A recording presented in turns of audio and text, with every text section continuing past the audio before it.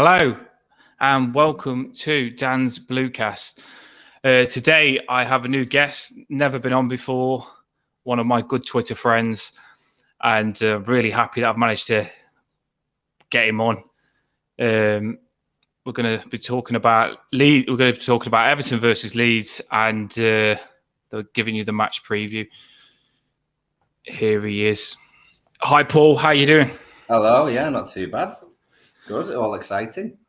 Yeah, I'm feeling the same. It's a big game, this, isn't it? We've got loads of stuff to get through. We have. So we'll start by talking about Leeds. That's our opposition. What do you think about Leeds? I think Leeds are a good side, to be honest. I think they've got quite a bit of pace going forward. I know they're missing Sinistera. He's injured, but they've got Somerville on the right hand side. They've got This is why I'm happy I've got you on, because I was just looking at some of the names and I can't say the names. I was just looking now. Pronunciation not my best thing, but basically they've got two fast lads either side, haven't they, left and right. They keep the ball well in the middle with the likes of Harrison. I'm not a massive admirer of Bamford. I think he's just sort of in and around, just causing trouble without being prolific. I probably jinxed that. He is due a good performance, isn't he? That's what I'm worried about. No. And then at the back, they've got some snide ones, haven't they? That Ayling. I watched him in a couple of the Man United matches recently, and he's just a snidey he's kind of a mopey kind of defender, if you like, where he just winds people up. So they've got some weapons. They've got some things that could hurt us if we were not switched on, really. Well, I've just looked now, and this is their lineup that they played last game. The lineup is Bamford. They play a 4-2-3-1, and they're up top. They've got Bamford. Then behind them in the three, they've got that Gianento, or however you say him. He's good, isn't he? The small, fast left sort of winger.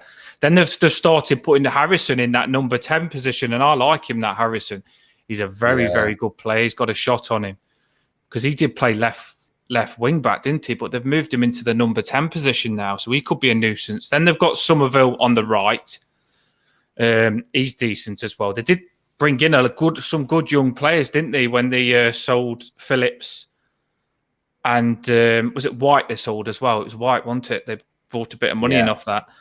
Then this is what worries me as well. In the centre of midfield, they brought that McKenna, who played for Juventus, and then they've got the Adams.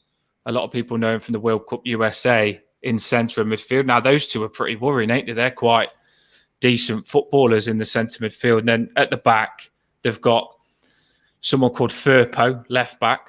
I'm not sure who he is. I haven't seen him. Yeah. Just the sort of average kind of defender, bit nippy, bit pacey, likes to get forward.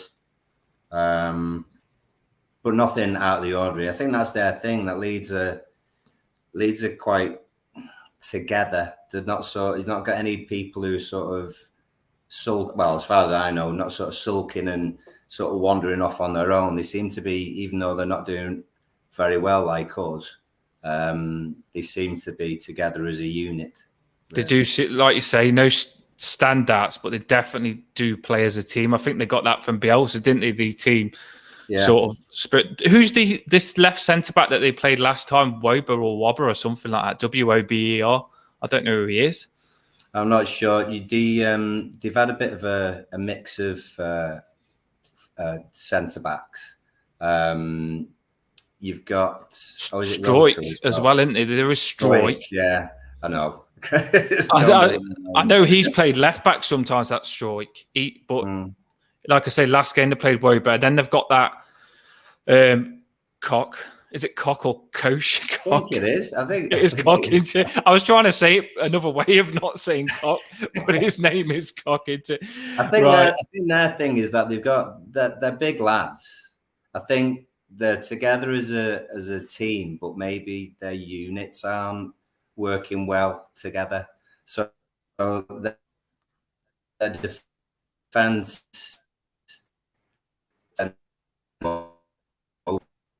Just getting a bit of feedback. I'll have you in and back out. That's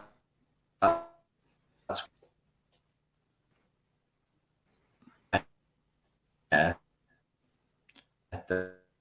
And they're going to be all right if we try and feed those gaps in between the two centre backs. Then we've got openings.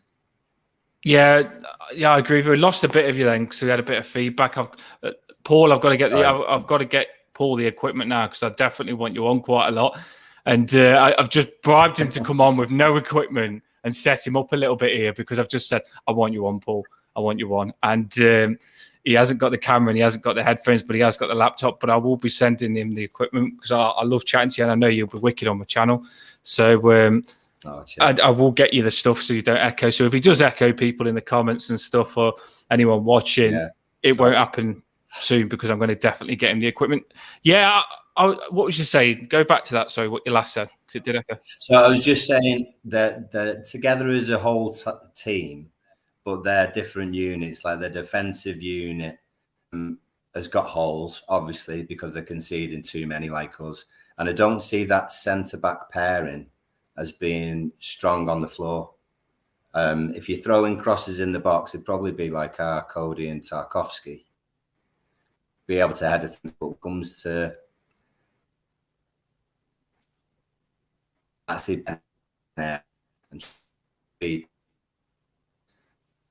Yeah, I'm struggling with the signal. I'm getting on the blur.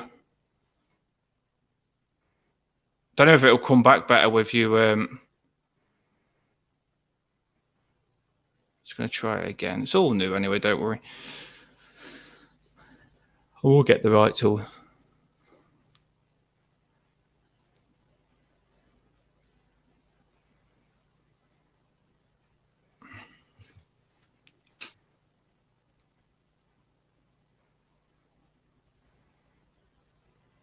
I was just seeing if it could come in as speaker voice. Does it come back in?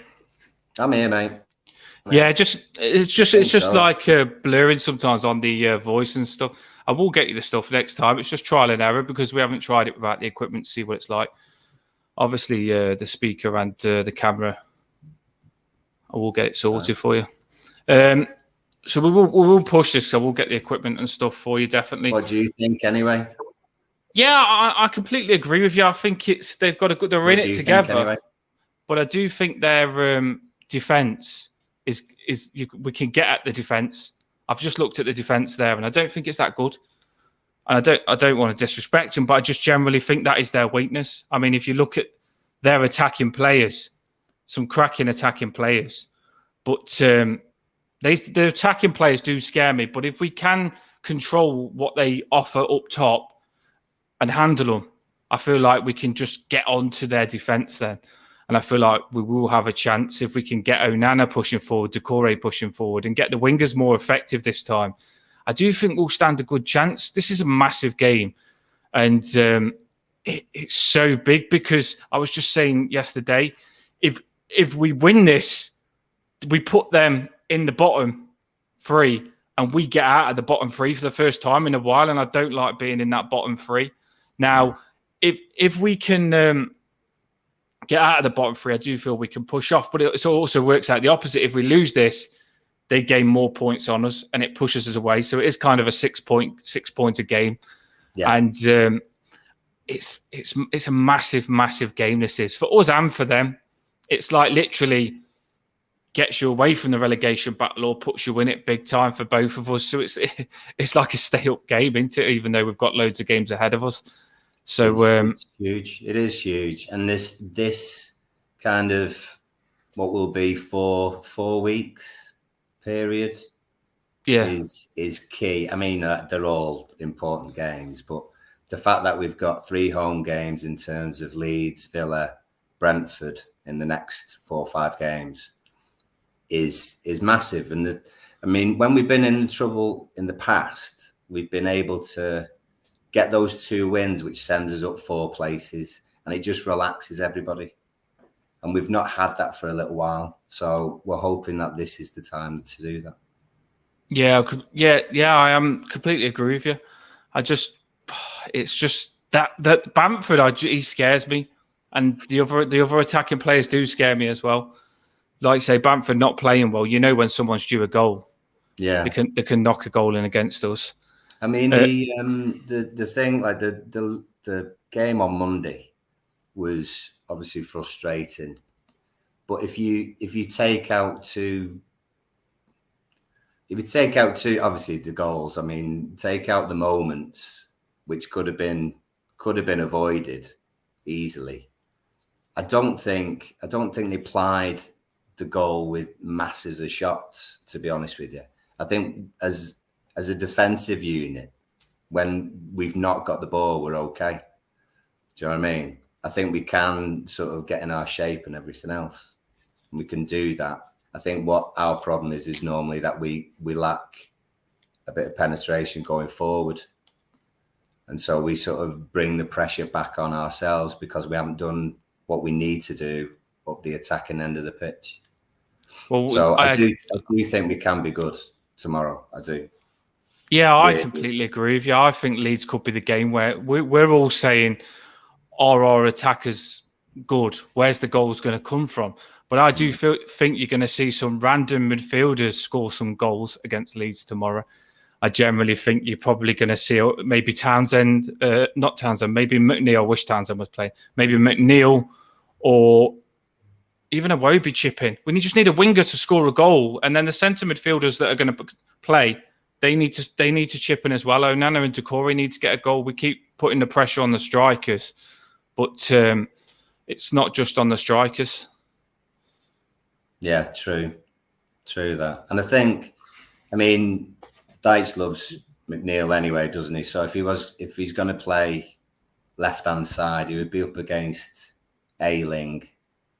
And I think McNeil could be all right in that battle because I don't think he would take Ayling on. I think Ayling likes the young sort of pacey attackers because he can wind them up and he can put them off his game, whereas McNeil's not going to go and try and sprint past him. He's basically going to get the ball and put a cross in. You can tell McNeil's actually been told that because as soon as he's got the ball in the last two games that we've had, he's tried to put it on his left foot and cross it. He doesn't sort of waste a lot of time. He's going to go two places. He's either going to put his left foot on and cross it, or he's going to give it back and then it goes across and so on. So I think Dyche has been in his ear to what's your job, crossing the ball. We'll do it then. Yeah, it does seem it's more direct and basic and make sure you do what you're good at. And so he won't. I don't think he'll take Ayling on in any sort of battles. I think the ball will be fed to him. He'll get a cross in, and then it's about who he can cross the ball to. And that's maybe a gap that we've got to fill. Yeah, you're getting me excited now. It's I just like you say, people talk about their attacking players being good. Well, it's time for McNeil to step up. And it's time for Iwobi to step up because they haven't been good enough and they just need to play better. So we've had a little bit of talk on that.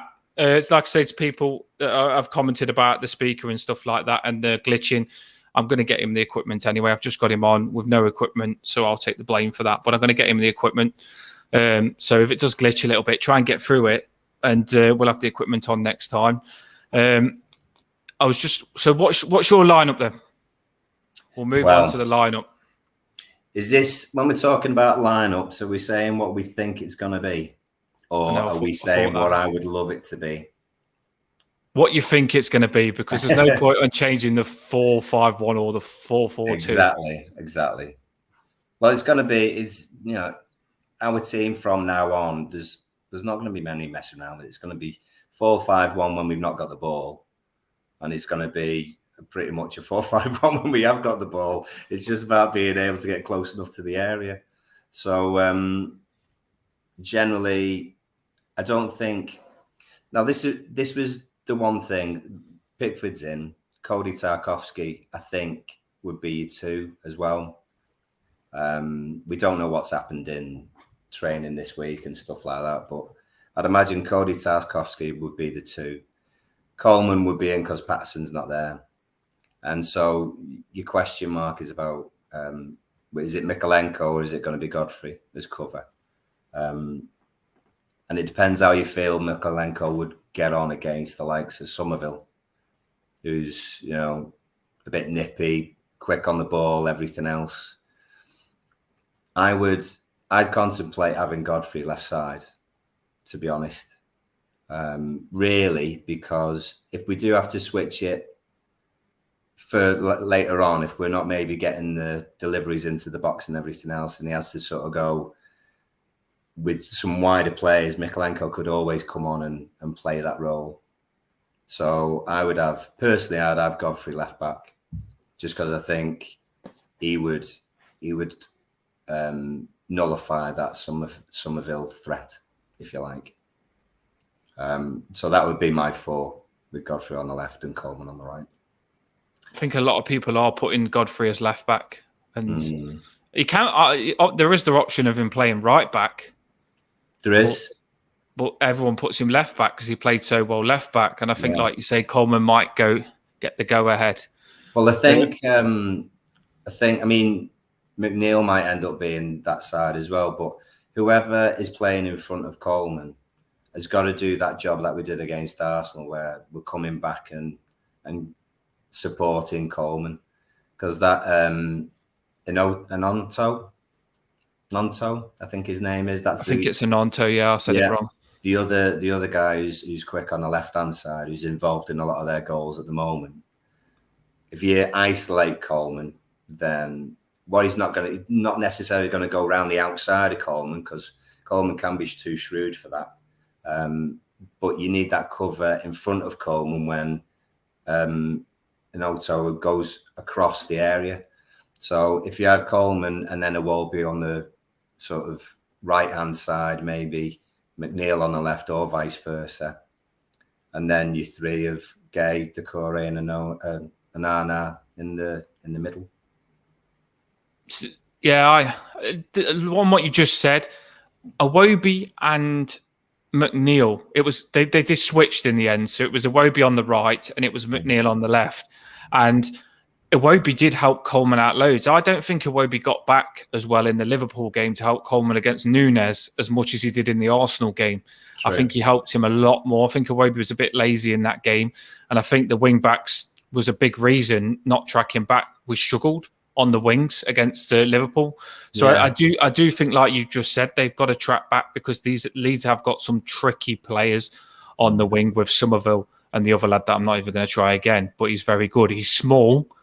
He scored against Man United and he's hard to tackle. So are you sticking with, because it's your lineup first, so you've gone Godfrey left, obviously Pickford in goals, we all know that. Yeah. Godfrey left, Tarkowski, Cody, and you've got Coleman on the right back.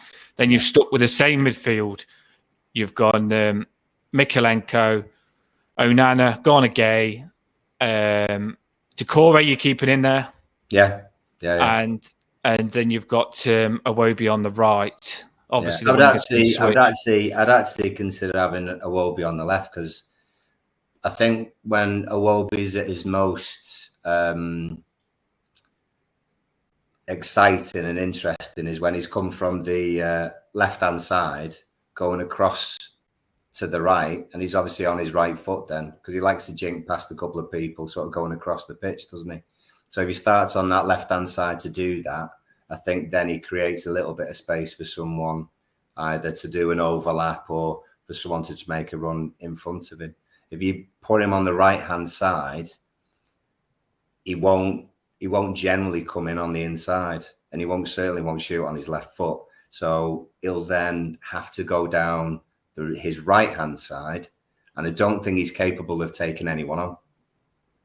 I don't think he's got that confidence and burst of acceleration to get past someone when he's one-on-one with a fullback. So if you play him on the left-hand side, he can go across people and create something.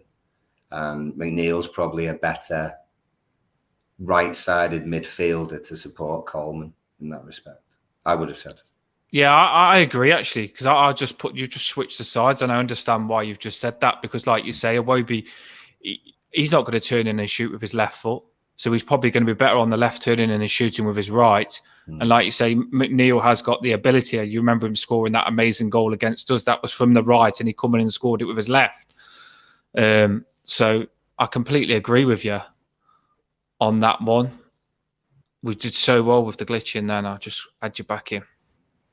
See if it gives it a chance to...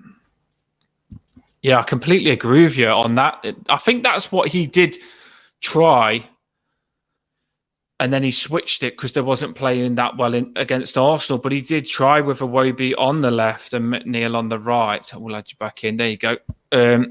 Yeah, he did try, didn't he? He tried in that Arsenal game, that what you said, on the left. And then he switched it.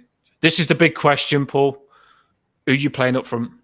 Well, I think Sims came in for a lot of stick after Monday, and I don't think a lot of it was justified personally. We played very deep. We didn't get forward enough to support him. He was isolated. A lot of pressure was kind of put on his shoulders at probably the worst away ground that we could have, thrown him in. I know we were short of options. I think at home it'd be a different story. I think you're going to have players around Sims. I think he's got more of a physical threat than Mopé. I think he's got more legs than Mopé.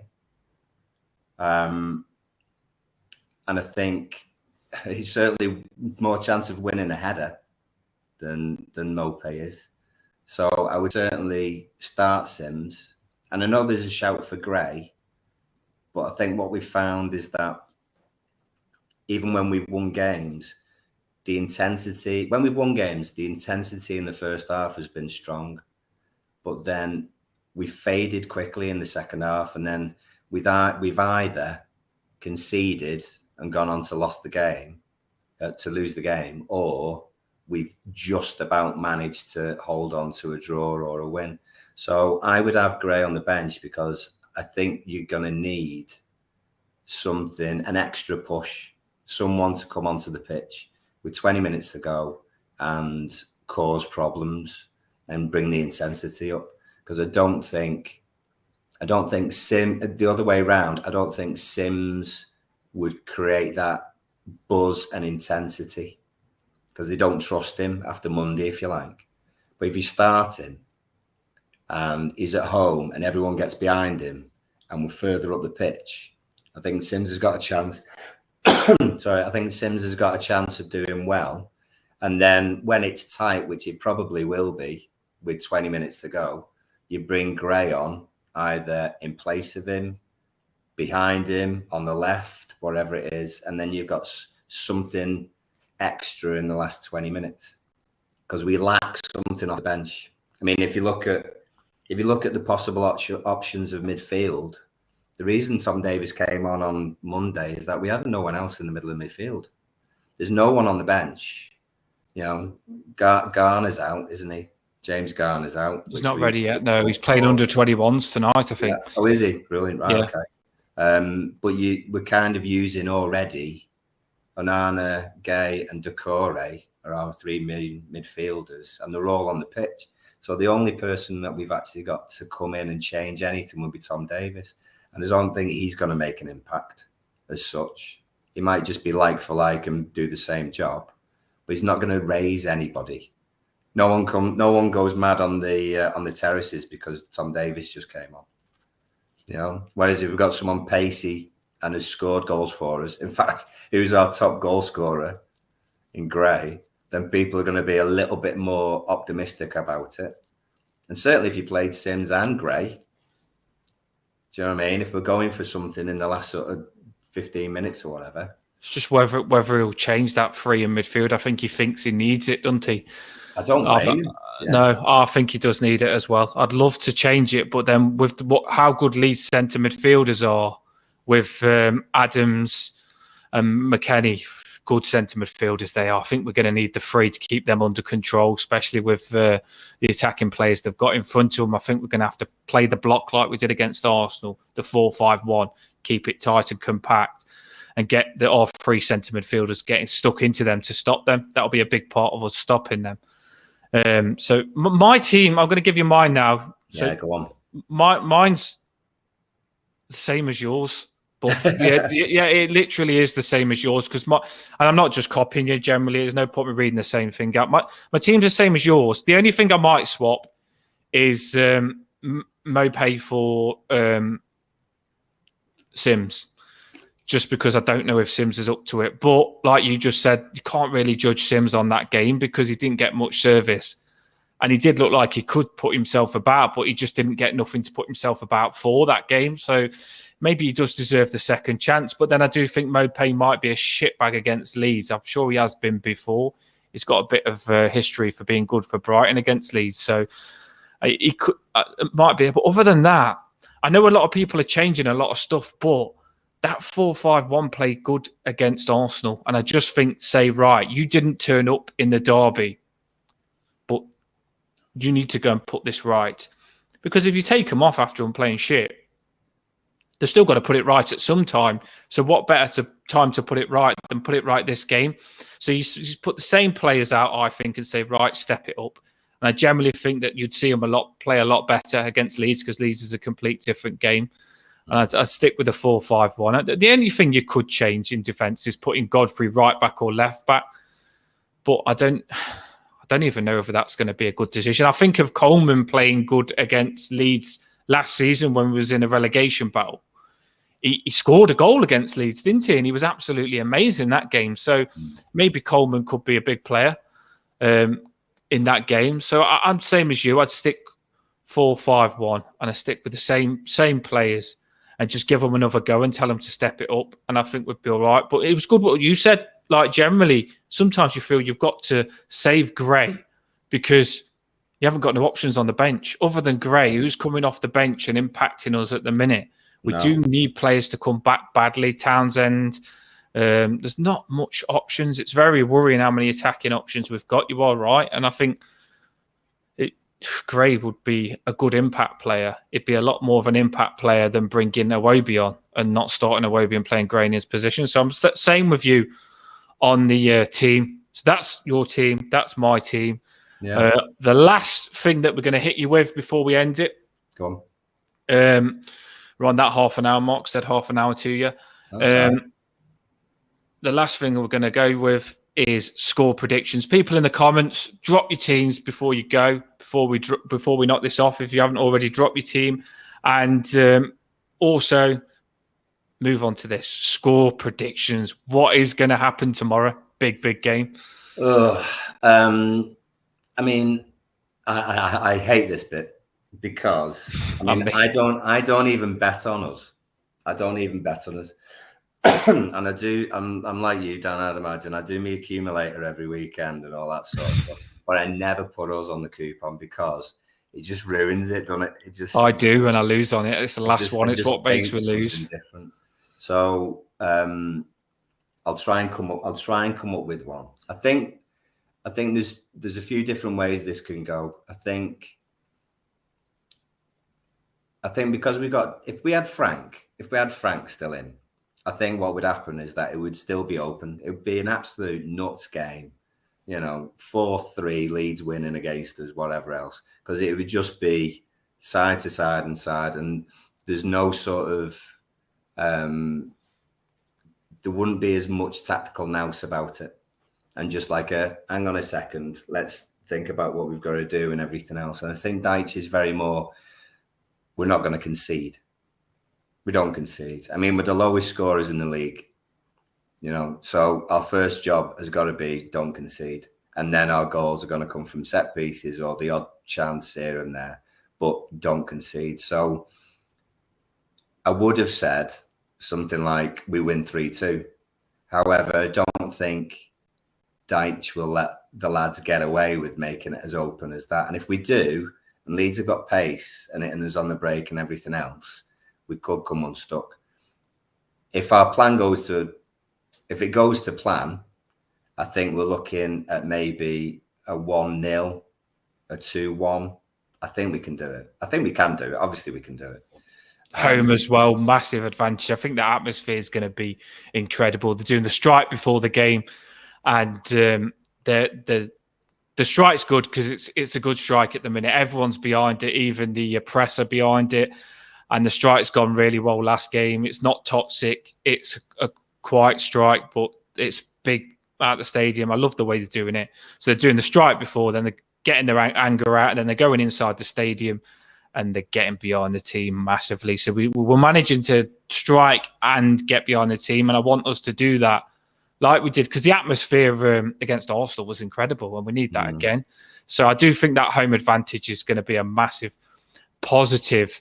And I always feel at home we've got a chance. And I'm positive. So I'm the same as you here, though. I think in my head, I'm 1-0. That's what I am. I'm 1-0. I think we've got to stop them, sit back and stop them. And it's not going to be easy, I'm telling you that, because Leeds are good. This is not a game that we've got any right to say we should win. We've got to earn the win.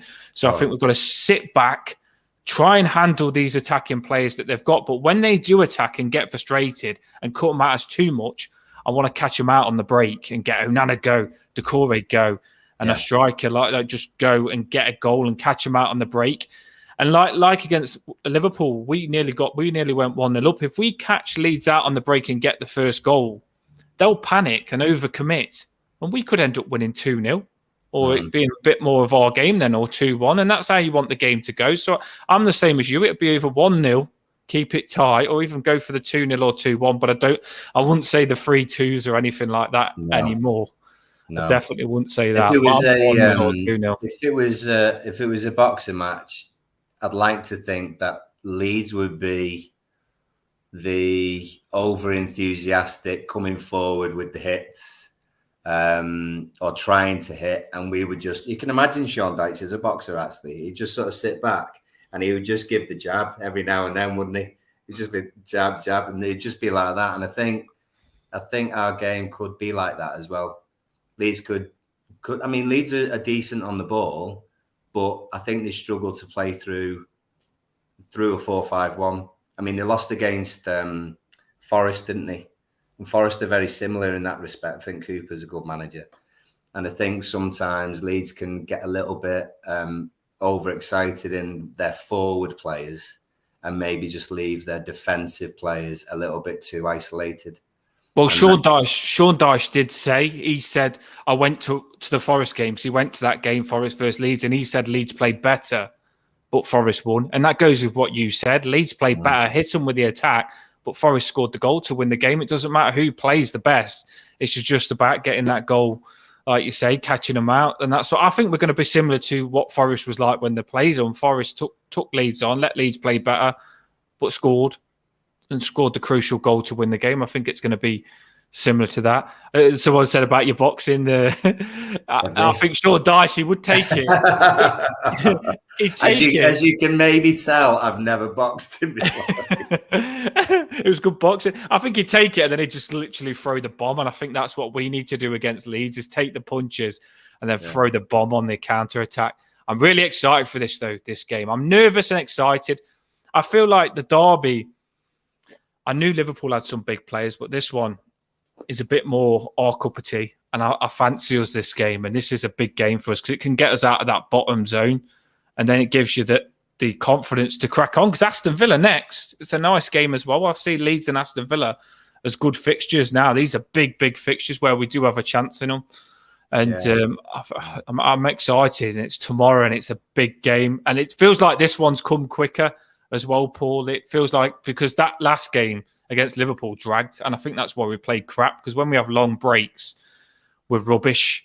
I don't like long breaks, but it's come quicker. So you gave your score. It's different, isn't it? It's different. I was just gonna say that we're inconsistent, aren't we? We're Everton, but we're inconsistent, aren't we? So from week to week, I mean, I know what the space is like on Twitter. One day, everyone can be absolutely, we're this, that, and the other. We're going down because we can't do this. But we're a Liverpool away, and we haven't won there, won once in however many years. So that is going to be a different setup, a different feel, a different approach than Leeds at home. I was like, I said to my partner, because sometimes I do videos to just have a laugh on Twitter, and I said to my partner, "What's that film where that guy's got two different personalities?" And it was You, Me, and Dupree. I don't know whether you've watched it. I've not seen. Is that Owen Wilson? The guy from Ace Ventura. What's his name? It is Owen Wilson, isn't it? The guy from Ace Ventura, and he's got. Yeah. He was doing really well there. Didn't have a freeze, and he's got two different personalities.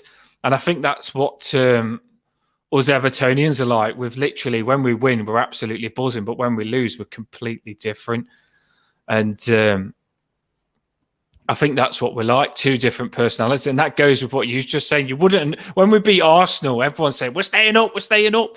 Then when we lost against Liverpool, everyone's saying, oh, we've been like this all season, we're shit. We have only won 3 games all season. And we are crazy. But like, we just don't know. Jim Carrey is the actor. Yeah, Jim Carrey was it. Oh, yeah.